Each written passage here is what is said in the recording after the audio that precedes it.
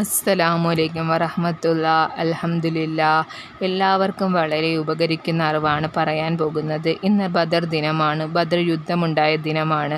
ഇസ്ലാമിലെ പ്രധാനമായ യുദ്ധമായ ബദർ യുദ്ധം ജയിച്ച ദിനമാണ്. ബദർ യുദ്ധം ജയിച്ചില്ലായിരുന്നുവെങ്കിൽ ഇസ്ലാമികം പരാജയപ്പെടുമായിരുന്നു.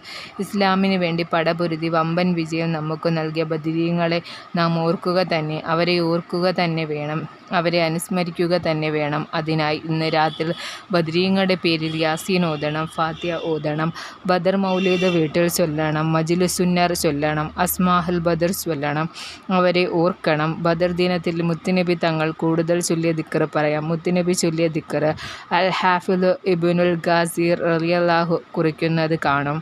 ബദർ ദിനം ഹിജ്റ 2-ാം വർഷം റമളാൻ മാസം 17-ാം രാവ്. അന്നത്തെ രാവിൽ തിരുദൂതർ നിസ്കാരിതൽ കർമ്മങ്ങൾ കൊണ്ട് ധന്യമാക്കുമായിരുന്നു.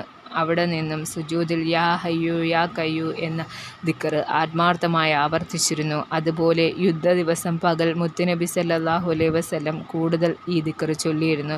യുദ്ധം നടന്നുകൊണ്ടിരിക്കെ യുദ്ധക്കളത്തിൽ നിന്നും ഇടയ്ക്കിടെ അലി റളിയല്ലാഹു അൻഹു നബി സല്ലല്ലാഹു അലൈഹി വസല്ലമയുടെ അടുത്തേക്ക് വന്ന വിവരങ്ങൾ അറിയിച്ചിരുന്നു. അലി റളിയല്ലാഹു അൻഹു സുജൂദിൽ കിടന്ന് യാ ഹയ്യു യാ കയ്യു എന്ന് പ്രാർത്ഥിക്കുന്ന രംഗമാണ് കണ്ടത്. അങ്ങനെ മുസ്ലിങ്ങൾക്ക് വമ്പിച്ച വിജയം ലഭിച്ചു.